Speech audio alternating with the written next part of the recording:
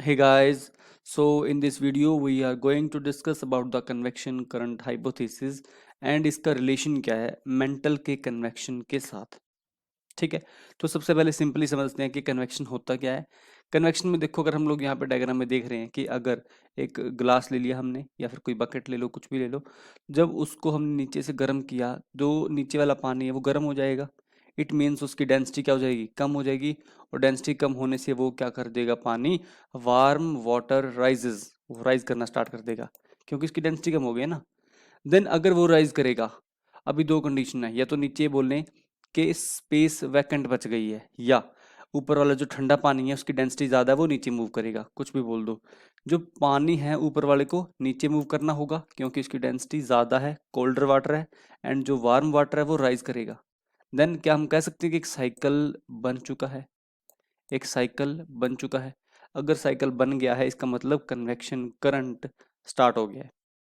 ठीक है, अब इसका रिलेशन क्या है मेंटल के साथ, उस चीज़ को समझते हैं। बहुत ईजी है, let us start with the very basic. जैसे अगर हम लोग मेंटल की बात करें, मेंटल वैसे तो पूरी की पूरी सॉलिड रॉक की बनी है, पूरी सॉलिड रॉक की बनी है, बट इतना हाई टेम्परेचर होने की वजह से वो मूव कर सकती है as fluid in the like the convective flow, जैसे हमने कन्वेक्शन फ्लो दिखाया यहाँ पे। ठीक है, तो अगर हीटिंग एट द बेस होगा तो मटेरियल राइज करेगा। देन जो ऊपर जाएगा वो ऊपर जाके ठंडा हो जाएगा, सरफेस के कांटेक्ट में आएगा, ठंडा होगा। एंड जो सरफेस थिक कर जाएगा, या फिर कहें कि वो सिंक करना स्टार्ट हो जाएगा क्योंकि वो ठंडा है, बैक टू द बॉटम। और बॉटम पे आके तब तक वहीं रहेगा वो जब तक उसके अंदर एक सफिशिएंट बयंसी ना आ जाए कि राइज करने के एबल हो जाए वो। ठीक है, जब वो फिर से राइज करेगा, फिर से ऊपर, then again the cycle continues.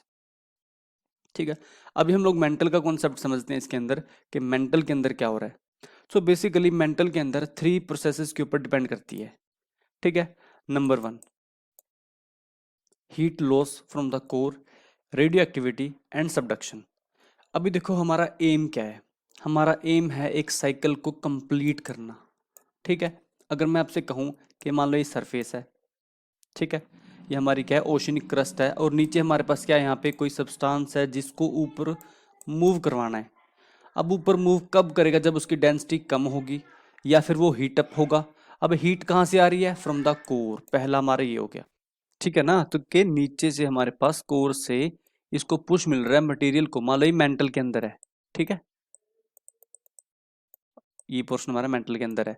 ठीक है, एंड यहाँ से नीचे से हीट आ रही है और वो उसको ऊपर मूव करवा रही है। पहला हमारा हीट का सोर्स हो गया। सेकंड हो गया रेडियो एक्टिविटी। अब रेडियो एक्टिविटी बेसिकली क्या होता है, बहुत सारे एलिमेंट्स होते हैं जो कि रेडियो एक्टिव होते हैं, मतलब अनस्टेबल होते हैं, और अपने आप को स्टेबल करने के लिए वो एक फॉर्म से दूसरी फॉर्म में कन्वर्ट होते हैं। मान लो एक्स फॉर्म है जो कि अनस्टेबल है, वो वाई में कन्वर्ट हो जाएगा, लेकिन खास बात क्या है कि साथ में रिलीज ऑफ एनर्जी, एंड वो एनर्जी उसको और इनहेंस कर देगी उस मटेरियल को राइज करने के लिए। ठीक है, क्लियर। देन अभी ऊपर ऊपर तो जा रहा है, लेकिन कोई ऐसी फोर्स है जो नीचे की तरफ भी लेके आ रही है ताकि हमारा साइकिल जो है वो कंप्लीट हो सके। तो कह सकते हैं कि सबडक्शन, जो हमारी कोल्डर ओशनिक प्लेट है सबडक्ट करती है, तो वो ऊपर से नीचे की तरफ आ रही है और मटेरियल नीचे से, जैसे ओशनिक जो मिड ओशनिक रिज है वहां पे ऊपर आता है। इसका मतलब क्या हो गया कि हमारा जो साइकिल है कहीं ना कहीं एक कंप्लीट साइक्लिक मूवमेंट, या कहें मेंटल के अंदर कन्वेक्शन बन चुकी है। ठीक है, so here we can see that convection is driven by three thermal processes. First, heat loss from the earth core. Second, decay of radioactive isotopes. And third, जो सबडक्शन है, कोल्ड लिथोस्फेरिक स्लैब या फिर कहें sink कर जाती है mental के अंदर। ठीक है, अभी एक बात और सामने आती है कि जियोलॉजिस्ट क्या सोचते हैं, या first introduce this concept as, जब सी फ्लोर स्प्रेडिंग होती है तो उसमें जो मेन ड्राइविंग फोर्स है प्लेट्स की मूवमेंट की, वो कौन है। कि जब नीचे से हमारे पास मैग्मा ऊपर आता है तो वो मैग्मा उसको पुल करता है, पुश करता है प्लेट्स को मूव करवाने के लिए, उसको लिटरली स्प्रेड कराने के लिए। Let us see with the diagram. मान लो हमारे पास ये दो प्लेट्स हैं, ठीक है, सबडक्शन ही मान ओशन का जो सी फ्लोर स्प्रेडिंग है वही मान लेते हैं कि दो प्लेट्स हैं और नीचे से हमारे पास मैग्मा आ रहा है, जो इसको क्या कर रहा है, यहाँ से मैग्मा बाहर की तरफ आ जाता है। ठीक है, जिसे हम बोलते हैं कि creation of the sea floor. लेकिन सारा का सारा मैग्मा बाहर तो नहीं आ सकता, इसका मतलब कुछ ना कुछ मैग्मा लेटरली मूव कर जाएगा, एंड उस लेटरल मूवमेंट से क्या वो प्लेट्स को भी अपने साथ मूव नहीं कराएगा। ठीक है, एक ये बात देखने को मिली।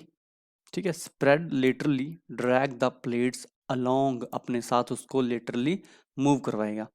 ठीक है, इसका मतलब क्या हो गया कि ये लग रहा है हमें कि कन्वेक्शन फ्लो हो रहा है मेंटल के अंदर, जो कि उसको मूव करवा रहे हैं सिंपली। लेकिन फिजिकल एविडेंस ने क्या किया, कहानी पलट दी।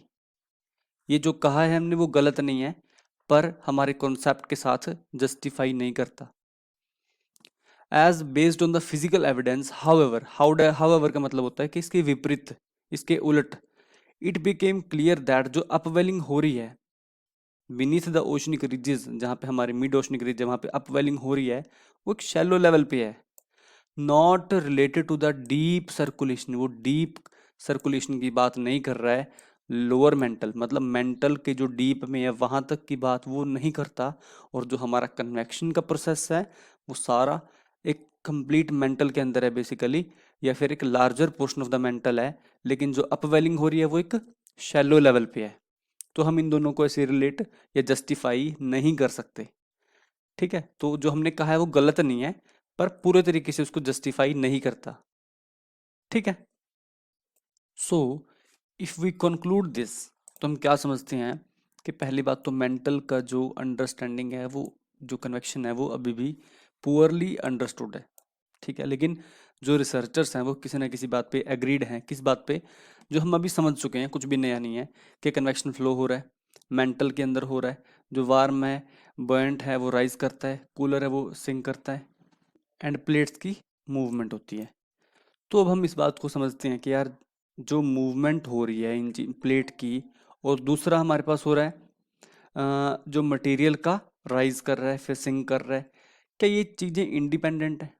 ये दोनों एक ही चीज़ है। मतलब मेंटल की जो कन्वेक्शन है, अंदर जो मूवमेंट हो रही है, और ऊपर प्लेट्स की मूवमेंट हो रही है, वो दोनों सेम सिस्टम है, सेम थिंग्स हैं। ओके, तो ओशनिक प्लेट हमारे सब्डक्ट कर रही है नीचे की तरफ, एंड नीचे से हमारे पास अपवेलिंग हो रही है हॉट मटेरियल की ऊपर की तरफ। ठीक है, अब जो लास्ट में थर्ड कंक्लूजन क्या है कि जो मेंटल एक प्राइमरी मैकेनिज्म है, मेंटल की जो कन्वेक्शन हो रही है एक वो मैकेनिज्म है जिसके द्वारा जो हर अर्थ की जो हीट है, अंदर की हीट है, वो सरफेस पे लाने का काम कन्वेक्शन फ्लो कर रहा है, और वही हीट हमारे फिर स्पेस के अंदर रेडिएट हो जाती है।